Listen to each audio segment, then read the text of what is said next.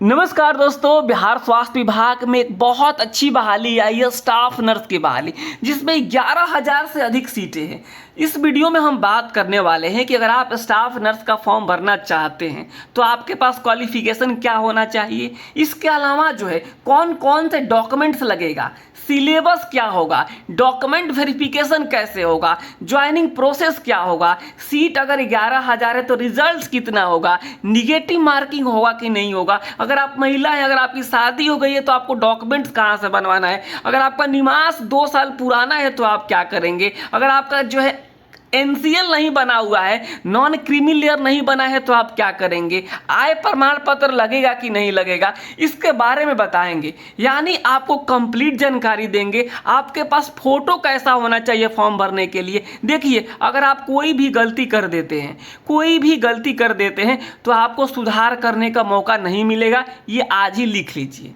तो इसलिए आप इस वीडियो को पूरा देख लीजिएगा, ठीक है, जिसमें आपको सारी जानकारी मिलेगी, कंप्लीट जानकारी मिल जाएगी। क्योंकि छोटी छोटी गलतियां जो आपके तैयारी पे इफेक्ट करती है। मान लीजिए आपने फॉर्म भरा, छोटा सा कोई गलती हो गया, फोटो ही गलत लगा दिया, तो आप पूरे जो है भर्ती के दौरान आप जो है इस चीज़ में टेंशन में रहेंगे कि मेरा एडमिट कार्ड आएगा कि नहीं आएगा। ठीक है, तो बहुत सारी दिक्कतें होगी आपके साथ। तो इसलिए पहले आप जो है फॉर्म भरने से पहले पूरी जानकारी रख लीजिए, ताकि जो है आपके लिए बहुत फायदेमंद होगी। आप फ्रीली यानी फ्री माइंड होकर आप तैयारी कर सकेंगे। आप बिल्कुल खुशी खुशी तैयारी कर सकेंगे कि हमने फॉर्म सही तरीके से भरा है। क्योंकि क्या होता है ना, फॉर्म भरने में ही गलती हो जाती है और फिर आप तैयारी नहीं, सुधार करने का डेट देखते हैं, आप एडमिट कार्ड नहीं, सुधार करने का डेट देखते हैं, तो ये समस्या आ जाती है। तो चलिए इस वीडियो को स्टार्ट करते हैं। वीडियो थोड़ी लंबी हो सकती है लेकिन आपके लिए बहुत हेल्पफुल होगी। आईएनसी सूटेबिलिटी के ऊपर भी बात कर लेंगे। तो उसके पहले आपसे छोटा सा रिक्वेस्ट, अगर आपने अभी तक इस चैनल को सब्सक्राइब नहीं किया है तो चैनल को सब्सक्राइब करना बिल्कुल मत भूलिएगा। चलिए हम सीधे लेके चलते हैं सबसे पहले नोटिफिकेशन के ऊपर, जहां एक एक करके सारी जानकारी देंगे। तो यहाँ पे देखिए, यही जो बहाली है जिसका फॉर्म ऑनलाइन शुरू हो चुका है, 25 तारीख से ऑनलाइन शुरू हो चुका है और 23/5 तक ऑनलाइन होगा। 23 तारीख के पहले पहले आपको फॉर्म को ऑनलाइन कर देना है, ठीक है। ये चीज़ें क्लियर होगी सबको। अब चलिए जो सबसे ज़्यादा ज़रूरी बात है उस चीज़ के बारे में बात करेंगे। सैलरी बहुत अच्छी खासी है, मेरे इसके लिए एक स्पेशल वीडियो आ रही है जिसमें सैलरी की बात कही गई है, ठीक है। यहाँ पे देखेंगे आप, जो है जो लोग जीएनएम किए हुए हैं, या फिर बीएससी नर्सिंग किए हुए हैं, वे फॉर्म को भर सकते हैं। ये बातें तो सबको पता होगी, ठीक है, इसमें कोई डाउट नहीं है। लेकिन एक डाउट यहाँ पे आ जाता है कि अगर आपने बिहार से जीएनएम का कोर्स किया है, बिहार से, ठीक है, तो कोई दिक्कत नहीं। अगर आपने बिहार से जीएनएम या फिर बीएससी नर्सिंग का कोर्स किया है तो कोई दिक्कत नहीं है। अगर आपने बिहार से बाहर से किया है कोर्स, एमपी से किया है या फिर जो यूपी से किया है, फिर ये झारखंड से किया है, या फिर आप जो है कर्नाटका से किया है, या फिर आपने दिल्ली से किया, कहीं से भी किया है, तो आपका भी रजिस्ट्रेशन बिहार में होना चाहिए। बिहार वालों को तो बिहार में हो ही गया, लेकिन जो है बाहर से अगर आपने किया है तो आपका भी रजिस्ट्रेशन बिहार में होना चाहिए। और इसके अलावा आपके पास आईएनसी का सूटेबिलिटी सर्टिफिकेट होना चाहिए। और आईएनसी का सूटेबिलिटी सर्टिफिकेट कहाँ से मिलता है, तो आईएनसी के वेबसाइट पे जाकर के आपको फॉर्म अप्लाई करना होता है। 15 दिनों के बाद जो है आपको मिल जाता है। चीज़ें क्लियर हो गई। अब इसमें किसी तरह कोई डाउट नहीं है कि एक ही चीज़ है, बिहार से है तो कुछ भी ज़रूरत नहीं है, बिहार से बाहर है तो आपसे रजिस्ट्रेशन भी मांगा जाएगा और साथ ही साथ जो है आईएनसी सूटेबिलिटी मांगा जाएगा, ठीक है। और बिहार से है तो बाय डिफ़ॉल्ट आपका सारा चीज़ हो गया होगा। क्लियर हो गया, बिहार वालों को आईएनसी सूटेबिलिटी नहीं देना है। यहाँ तक अगर आप समझ गए होंगे तो हम आगे बढ़ते हैं। टोटल सीटों की संख्या की बात करें तो 11,389 सीटें हैं, ठीक है, इतनी बहाली है। और एक बात जो मैं बता रहा था आप लोगों को कि जो कितना रिजल्ट्स होगा, तो आप समझ लीजिए अगर 11,389 जो है आपको जो है क्या है यहाँ पे सीट है, तो यही इतना ही जो है आपको रिजल्ट्स होगा। गुना वाला रिजल्ट्स नहीं होगा कि 5 गुना होगा, 10 गुना नहीं होगा, जितनी सीटें उतना ही रिजल्ट्स।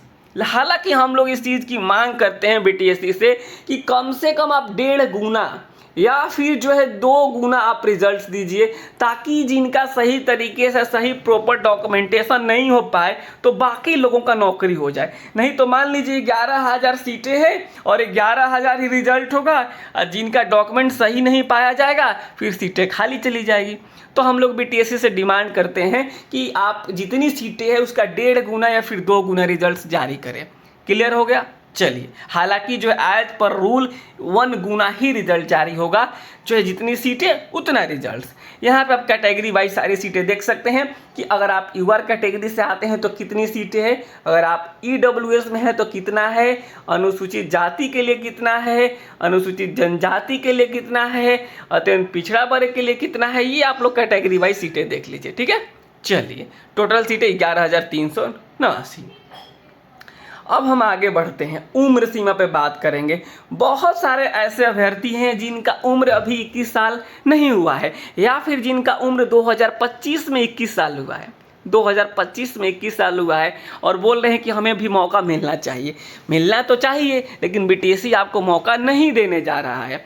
बीटीएससी जो है क्या किया है, कहा है कि 1/8/2024, यानी देखिए उम्र सीमा में सबसे पहले देख लीजिए, यहाँ पर 21 साल होना चाहिए मिनिमम सभी कैटेगरी के लिए, चाहे आप यूआर हैं, चाहे आप ओबीसी हैं, चाहे आप ईबीसी हैं, चाहे आप एससी हैं, चाहे आप एसटी हैं, कोई भी कैटेगरी हैं, आपको 21 साल कम से कम होना चाहिए। और 21 साल कब हो जाना चाहिए?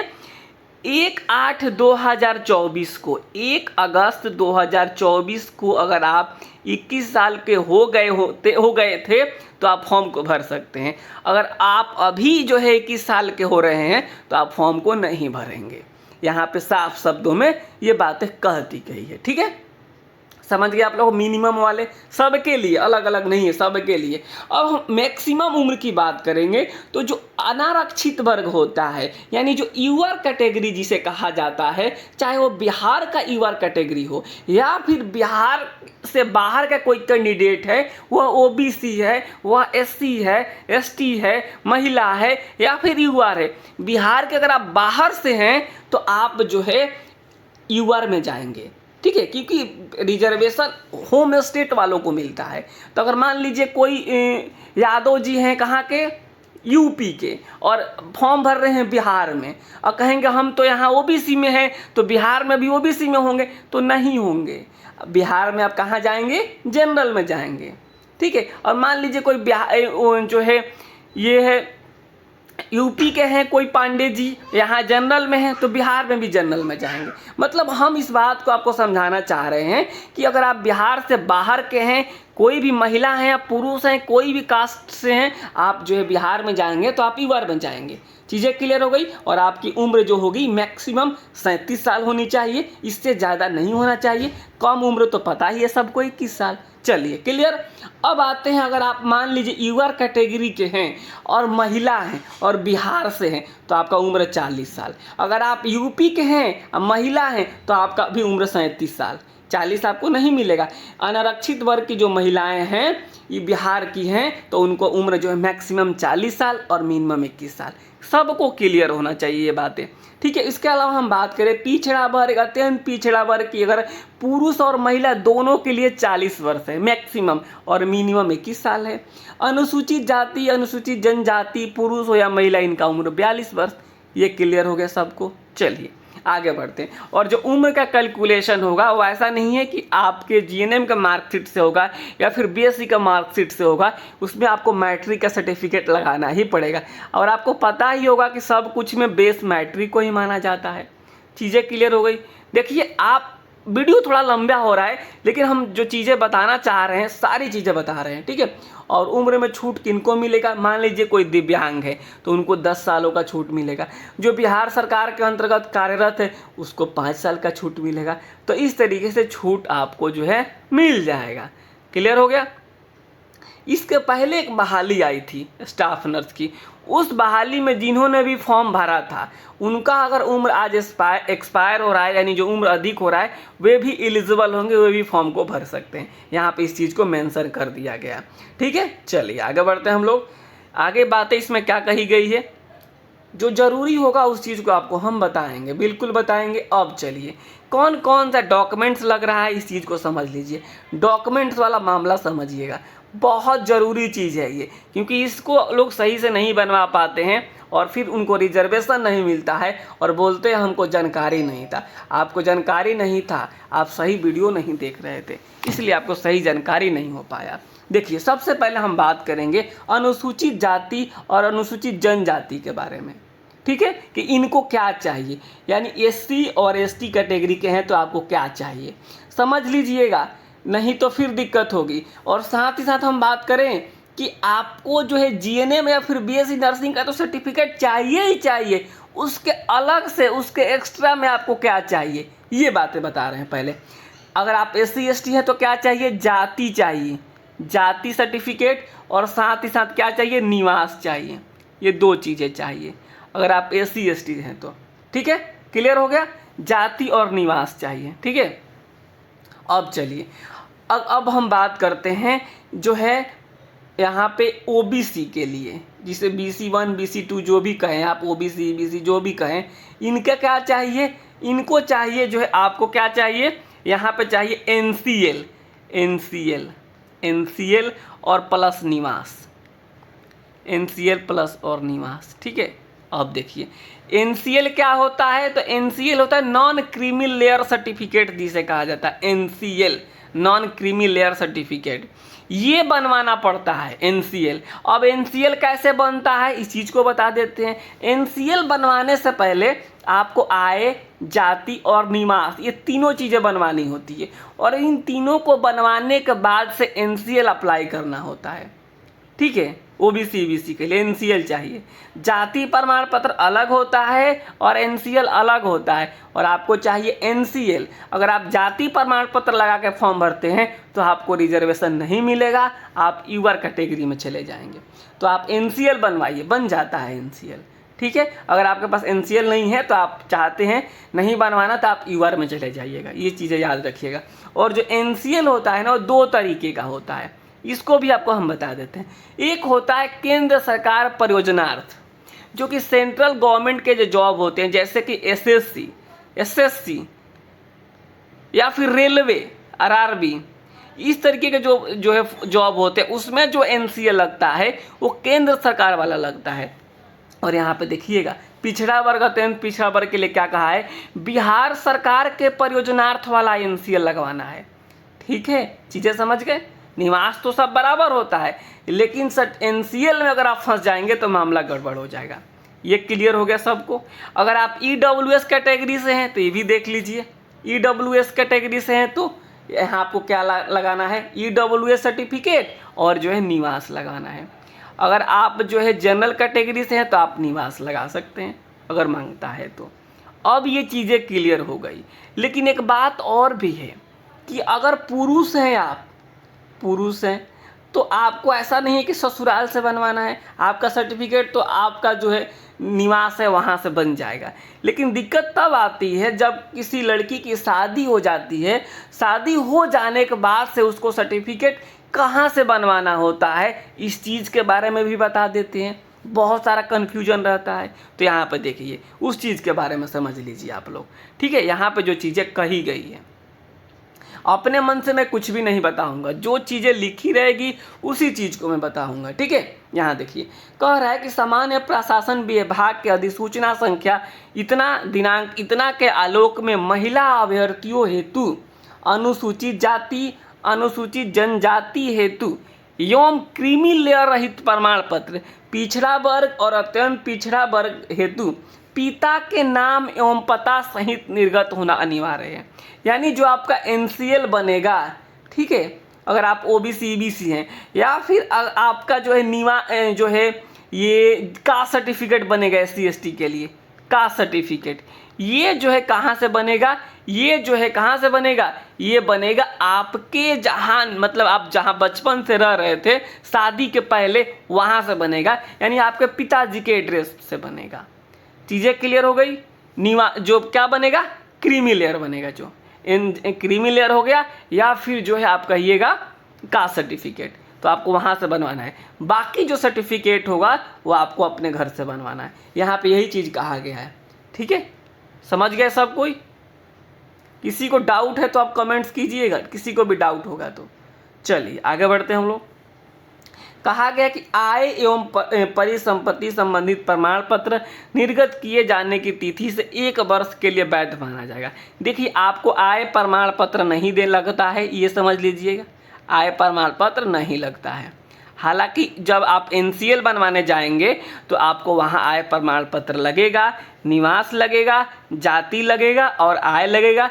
इन तीनों को बना करके जब आप अप्लाई करेंगे तो NCL बनेगा। ठीक है, चीज़ें क्लियर हो गई?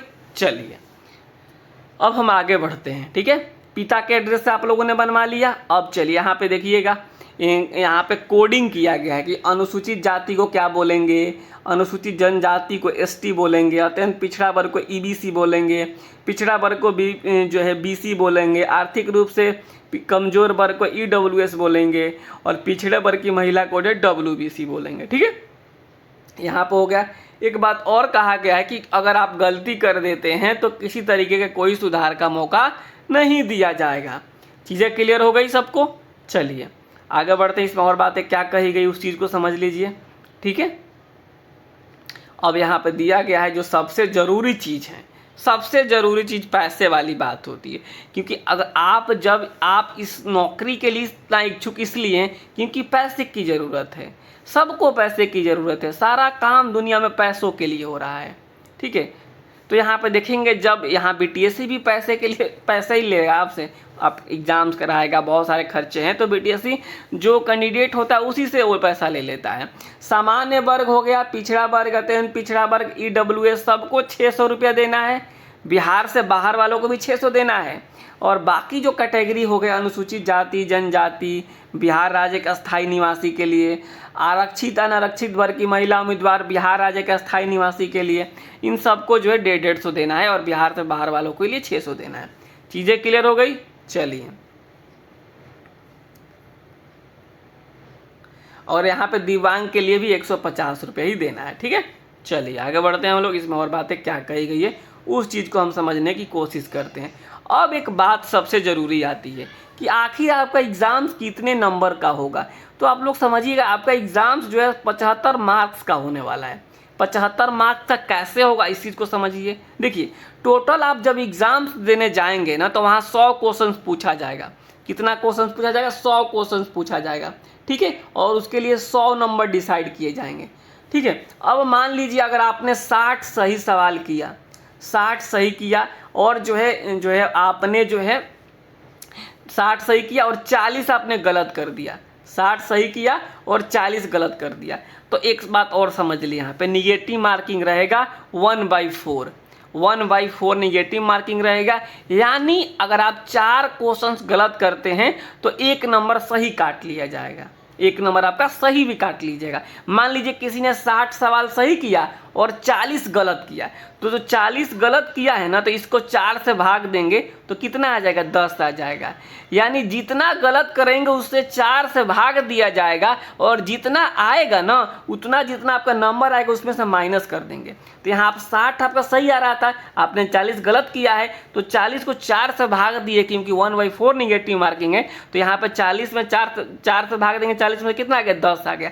तो आपका नंबर आना चाहिए था 60, लेकिन अगर आप बहुत तेज आदमी हैं, बहुत चालाक हैं, आपने 40 गलत भी कर दिया है, तो 10 यहाँ से आपका माइनस हो जाएगा। कितना नंबर आ गया आपका? 50 आ गया। ठीक है, 50 आ गया। अब चलिए, अब क्या करेगा BTSC? जैसे ही आपका 50 नंबर आएगा, BTSC कहेगा कि नहीं, अब आपका ये इतना नंबर नहीं है, 50 में हम क्या करेंगे? 0.75 से गुणा करेंगे। ठीक है, 0.75 से, यानी आपका जो नंबर होगा 37.5 नंबर। ठीक है, इस तरीके से नंबर को कैलकुलेट किया जाएगा और फिर आपका मेरिट बनेगा। समझ गए आप लोग? इसी तरीके से होगा। तो हालांकि मैं बताऊंगा कि आप इतना डीप में अभी ना जाइए, अभी तैयारी के ऊपर ध्यान दीजिए। ये कैलकुलेशन है जो आगे हो जाएगा।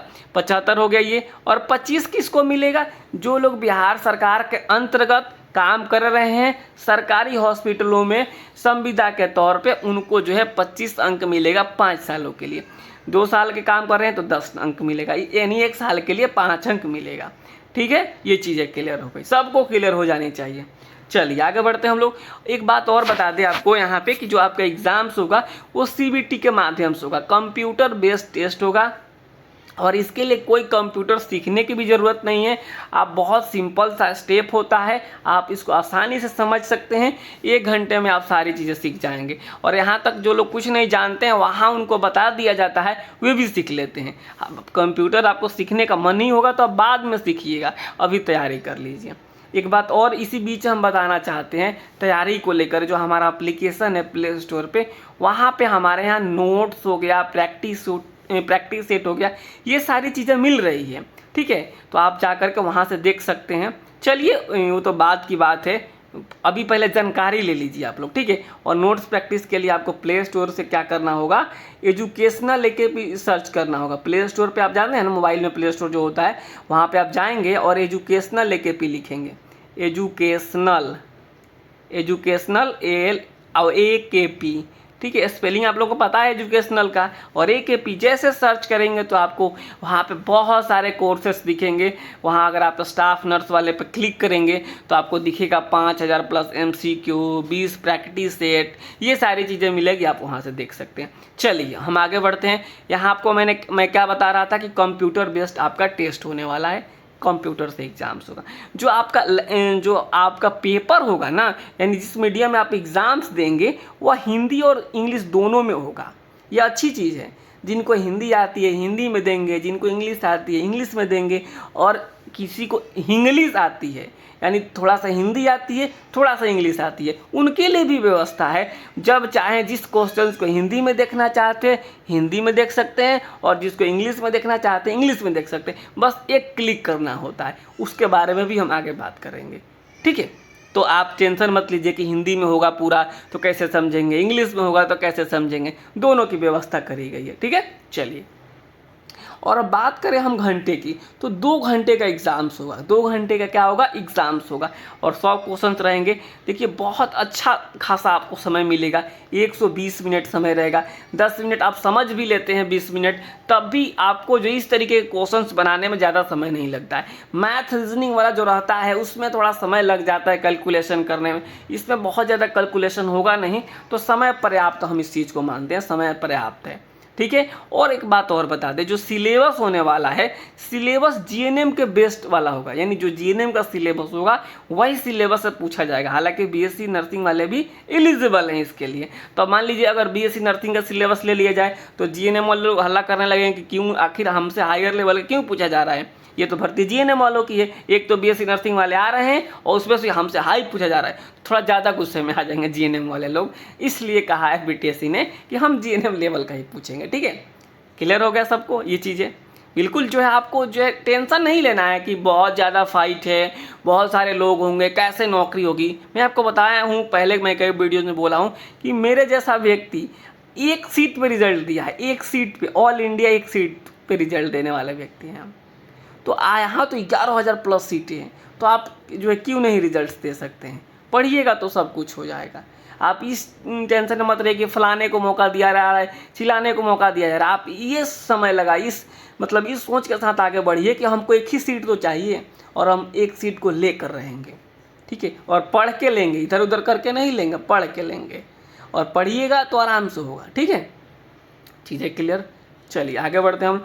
आपका जो एग्ज़ाम्स होगा 1 से कई अधिक शिफ्टों में हो सकता है, जाहिर सी बात है, होगा, बहुत सारे लोग हैं, तो उसमें नॉर्मलाइजेशन किया जाएगा। क्या किया जाएगा, नॉर्मलाइजेशन किया जाएगा। और नॉर्मलाइजेशन एक ऐसी प्रक्रिया है जिसमें कभी नुकसान हो जाता है तो कभी फ़ायदा हो जाता है। ये चीज़ें क्लियर हो गई, ठीक है।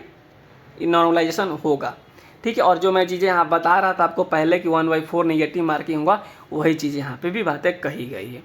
अब चलिए हम चलते हैं, यहाँ पे एक बात और कही गई है।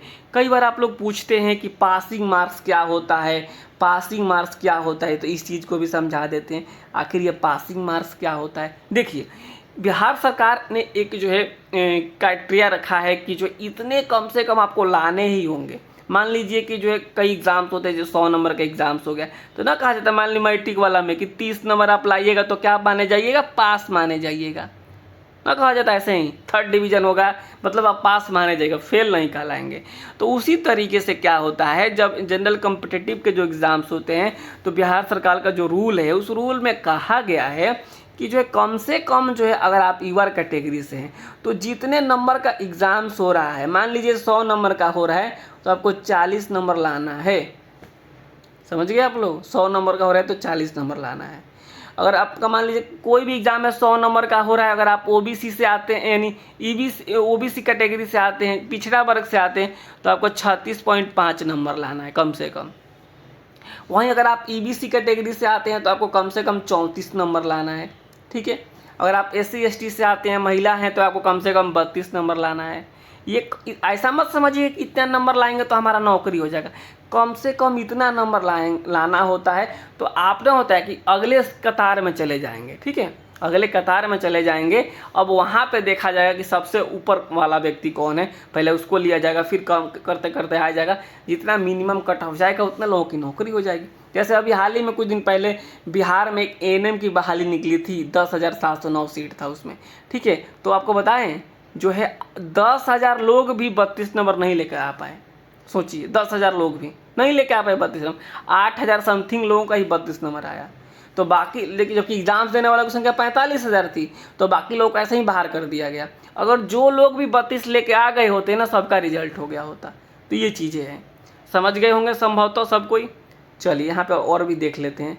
और जो अगर मान लीजिए कोई आपके पास एक्सपीरियंस है ना, तो फॉर्म भरते समय लगाइएगा, बाद में लगाइएगा तो काम नहीं आएगा।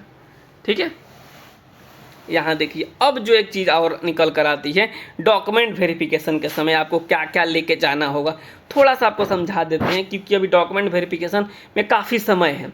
आपको मैट्रिक का सर्टिफिकेट ले जाना होगा, आपने जो फॉर्म अप्लाई किया है, जो प्रिंट आउट निकला है उस चीज़ को लेके जाना होगा, मान्यता प्राप्त संस्थान से जनरल नर्सिंग एंड मिडवाइफरी या फिर बीएससी का जो अंक प्रमाण पत्र हो गया, प्रोविज़नल हो गया, ये सारी चीज़ें लेके जानी होगी। बिहार से जो आपने रजिस्ट्रेशन कराया उस चीज़ को लेके जाना होगा। अगर मान लीजिए अगर आपका बिहार से बाहर वाला कॉलेज है तो आईएनसी सूटेबिलिटी सर्टिफिकेट लेके जाना पड़ेगा, जाति प्रमाण पत्र ले जाना पड़ेगा, निवास लेके जाना पड़ेगा, बिहार स्वतंत्रता सेनानी वाले हैं तो ये लेके जाना पड़ेगा। इसके अलावा आप जितना भी डॉक्यूमेंट्स अभी अपलोड किए हैं उन सारे डॉक्यूमेंट्स को क्या हो ये सारे डॉक्यूमेंट्स क्या होंगे, जो है वहाँ से जो है उसमें एक वाटर मार्क लग जाता है। क्या लग जाता है? एक वाटर मार्क लग जाता है और वो प्रिंट निकलता है। इस प्रिंट को आप लेके जाएंगे, ठीक है, ओरिजिनल के साथ। इस प्रिंट को लेके जाएंगे ओरिजिनल के साथ, फिर वहाँ पे उनके पास एक कॉपी पहले से रहती है, फिर वे लोग मिलान करते हैं और इस तरीके से डॉक्यूमेंट वेरिफिकेशन आपकी पूरी हो जाती है। बहुत बड़ी चीज़ नहीं होती है, पहले आप एग्ज़ाम निकालने के बारे में सोचिए। बाकी इन सारी चीज़ों को बारे में बात करना बताना हमारा काम है और मैं आप सभी को ज़रूर बताऊँगा। ठीक है, ये चीज़ें कही गई है।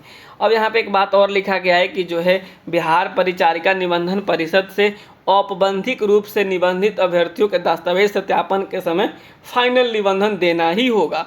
यानी मान लीजिए कि अभी हो सकता है बीटीएससी इसमें बदलाव कर दे कि जो है अभी जो है लोग आप फॉर्म भर दीजिए और जो है आप जब डॉक्यूमेंट वेरिफिकेशन होगा तो उस समय आप अपना जो है सब कुछ सबमिट कर दीजिएगा। इसी को लेकर यहाँ पे एक बात कही गई है, हालांकि अभी ऐसा कोई लेटर नहीं आया है। एक बात और समझिएगा कि आपके पास जितने भी डॉक्यूमेंट्स हैं, चाहे वो निवास हो, चाहे जाति हो, चाहे आपका मार्कशीट हो, प्रोविजनल हो, कुछ भी हो, उस पर लास्ट डेट जो है यानी डेट ऑफ इशू जो है 23/5/2025 के बाद का नहीं होना चाहिए। ये समझ लीजिए आप लोग, ये जो इशू डेट इसके बाद का नहीं होना चाहिए, और इसके बाद का इशू डेट है तो जो है मान्य नहीं होगा।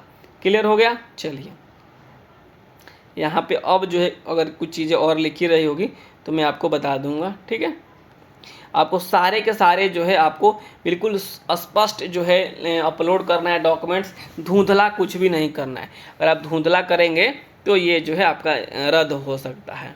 ठीक है, चलिए अब एक फ़ोटो को लेकर हम बता देते हैं आप लोगों को। बड़ी आप लोग पूछते हैं कि फ़ोटो कैसे लगेगा। देखिए, जब आप फ़ोटो खिंचवाने जाएं तो सबसे पहले कि जो फ़ोटो हाल में खिंचवा लीजिए। ठीक है, 3 महीने का भीतर का होना चाहिए। और साथ ही साथ जो है आवेदक अभ्यर्थी का चेहरा एवं सिर ऊपर से नीचे तक दिखना चाहिए। फ़ोटो में आँख खुला होना चाहिए। ठीक है, एकदम बिल्कुल आँख नज़र में नज़र मिला हुआ होना चाहिए, आँख खुला होना चाहिए। और सबसे बड़ी बात, आपका जो फ़ोटो होगा ना वहाँ पे आपको जो है क्या करना होगा, बैकग्राउंड जो है आपका वाइट होना चाहिए। क्या होना चाहिए, बैकग्राउंड जो है क्या होना चाहिए, वाइट होना चाहिए। ठीक है, इस चीज़ को आप समझेंगे, बैकग्राउंड क्या होना चाहिए, वाइट होना चाहिए। अगर वाइट नहीं है तो आपका जो है पेपर रद्द हो जाएगा। बैकग्राउंड में पटल वाइट होना चाहिए, सफ़ेद होना चाहिए। फ़ोटो में किसी प्रकार की छाया नहीं होनी चाहिए। यदि आवेदक चश्मा लगाते हैं तो चश्मा हटाकर फ़ोटो खींचवाए। किसी भी हाल में जो है चश्मा वाला फ़ोटो नहीं चलेगा, समझे आप लोग। किसी भी हाल में चश्मा वाला फ़ोटो नहीं चलेगा और ना ही टोपी वाला फ़ोटो चलेगा। अगर आप इस तरीके से चीज़ें नहीं करते हैं तो दिक्कत हो जाएगी। ठीक है, और फ़ोटो जो 8-10 बनवा लीजिए। अब तो ज्वाइन होने ही वाले हैं आप, तो फ़ोटो लगेगा ही लगेगा। ये चीज़ें हो गई। ठीक है, और जब आप पेमेंट करें तो उसका स्लिप भी अपने पास रख लें और किसी तरीके के फर्जीवाड़ा में न पड़े। तो ये हमारा वीडियो का पार्ट 1 रहा। ठीक है, पार्ट 2 में हम बात करेंगे सिलेबस को लेकर। बहुत लंबी वीडियो हो गई है, तो सिलेबस के लेकर हम जो दूसरी वीडियो में बात करेंगे। ये हमारा पार्ट 1 है, इसमें और भी देख लेते हैं, अगर कुछ चीज़ें बच जाती है तो उस चीज़ को भी आपको हम बता दें। तो यहाँ पे आप देखिए, जो मैंने आपको शुरू में ही बता रहा था कि जो बिहार स्वास्थ्य विभाग में जो है स्टाफ नर्स भर्ती को लेकर जो है कंप्लीट जानकारी मैंने दिया, कौन कौन से डॉक्यूमेंट्स लगेगा इस चीज़ को मैंने बता दिया। सिलेबस के बारे में हमने बताया है कि पार्ट 2 में हम देखेंगे इसके डॉक्यूमेंट वेरिफिकेशन और ज्वाइनिंग प्रोसेस, सीट से कितना गुना रिजल्ट होगा, तो जितनी सीटें उतनी रिजल्ट होगी। ठीक है, तो इस वीडियो के माध्यम से आपको इतना ही बताया। अगर आप इस वीडियो को यहाँ तक देखे हैं, इसका मतलब ये हुआ कि जो है आपको सारी जानकारी मिल गई होगी और हमारे चैनल को भी आप सब्सक्राइब कर लिए होंगे। इस बात से मैं बिल्कुल आश्वस्त हूँ कि आप हमारे चैनल को सब्सक्राइब जरूर कर लिए होंगे। अगर आपको भी लगता है कि हमें बिहार स्वास्थ्य विभाग की तैयारी प्रॉपर तरीके से करनी चाहिए, हमें सेट प्रैक्टिस के माध्यम से भी आगे बढ़ना चाहिए, तो हमारा एप्लीकेशन है प्ले स्टोर पे, आप उसको इंस्टॉल कीजिए और वहाँ से आप जो है ज्वाइन कर लीजिए। तो फिलहाल इस वीडियो में इतना ही, अब विदा दीजिए हमें। नमस्कार, धन्यवाद।